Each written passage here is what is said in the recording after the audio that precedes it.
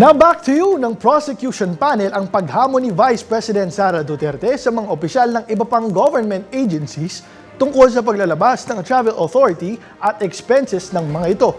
Ayon sa prosecution, mainam na simulan mismo ng bise ang kanyang suhestyon. Narito ang report. Look who's talking. Ganito binatikos ng House Prosecution Panel si Vice President Sara Duterte sa panawagan nitong ilabas sa publiko ang mga travel authority at gastos sa biyahe ng mga opisyal ng gobyerno.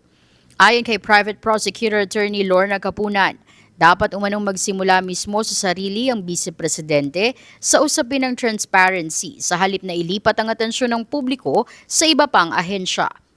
Sinabi ni Capuna na posibleng paraan lamang ito ng Vice Presidente para ilayo ang atensyon ng publiko sa mga nabubunyag sa kasalukuyang impeachment trial.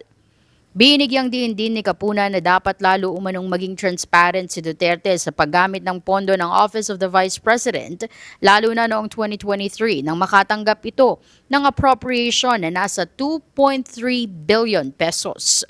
Sa impeachment trial, sinabi ni Capuna na nakatutok ang House prosecution sa 612.5 million pesos confidential funds na natanggap ng OVP at Department of Education noong panahon ni Duterte bilang kalihim.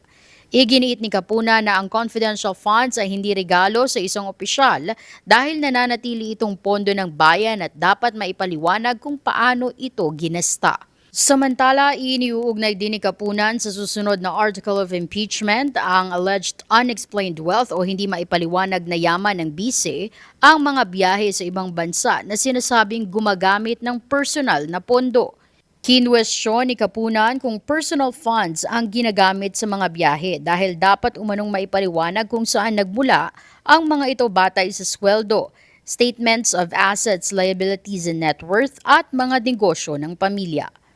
Dagdag pa niya, kung talagang gusto ni Duterte ng transparency at accountability, dapat niya itong ipakita sa impeachment court at hindi lamang sa mga press conference at pahayag sa media. Para sa DETV News, ako po si Judea Bernardo, nag-uulat.